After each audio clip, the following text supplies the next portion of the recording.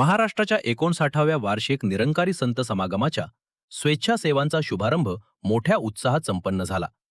दिनांक 24, 25 आणि 26 जानेवारी 2026 दरम्यान सद्गुरू माता सुदीक्षाजी महाराज आणि आदरणीय निरंकारी राजपिता रमेशजी यांच्या प्रमुख उपस्थितीमध्ये सांगलीच्या सांगलवाडी येथे संत समागमाचे भव्य आयोजन करण्यात आले आहे.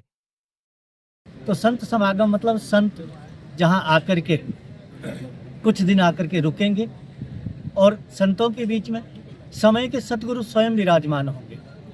तो सतगुरु माता सुदीक्षा जी महाराज और साथ में निरंकारी राजपिता जी जो इस समागम में स्वयं विराजमान रहेंगे. और ये जो समागम जो रचे जाते हैं ये कोई नए नहीं है, युगों से रचे जा रहे हैं. इसके पीछे जो उद्देश्य है वो एक ही होता है, वो है मानवता को स्थापित करना, अर्थात मानवता में दिव्य गुणों को प्रवाहित करना. जो गुण हैं दया के, प्रेम के, करुणा के, सहनशीलता के, मिलवर्तन के, ये सारे गुण. तो जो यहाँ पर जो महात्माओं ने कहा कि लाखों की संख्या में मानव परिवार यहाँ पर एकत्रित होगा, लाभान्वित होंगे, कुछ नए परिवार भी आएंगे.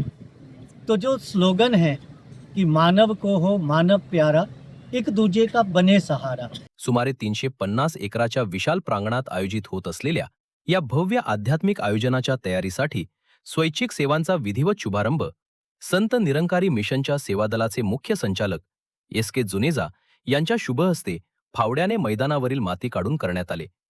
यावेळी मिशनच्या प्रचार प्रसार विभागाचे मेंबर इन्चार्ज मोहन छाबरा, प्रचार विभागाचे समन्वयक हेमराज शर्मा, समागम समितीचे चेअरमन शंभुनाथ तिवारी, समन्वयक नंदकुमार झांबरे यांच्यासह आदी प्रमुख पदाधिकारी व महाराष्ट्राच्या विविध भागातून आलेले हजारो निरंकारी भक्तगण यावेळी उपस्थित होते.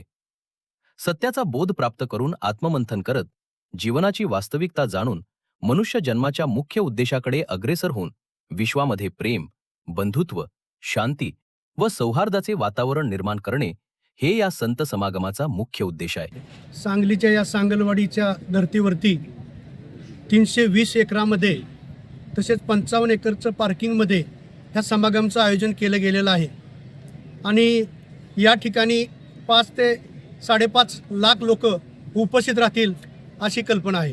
आणि या ठिकाणी महाराष्ट्रातून तर सर्व जिल्ह्यातूनच महात्मे या ठिकाणी येतील, तसेच देशाच्या कानाकोपऱ्यातूनही महात्मे या ठिकाणी येतील, तसेच परदेशातूनही काही महात्मे या ठिकाणी पोहोचणार आहे. या ठिकाणी नागरिकांना मानवतेचं दर्शन होणार आहे की मानव मानवाशी कसा वागतो आणि मानवाचं उद्दिष्ट काय आहे, जे सद्गुरू माता सुदीक्षाजी महाराजांनी संदेश दिलेला आहे तो कशा प्रकारे साध्य करायचा हे या ठिकाणी आपल्याला पाहायला मिळणार आहे.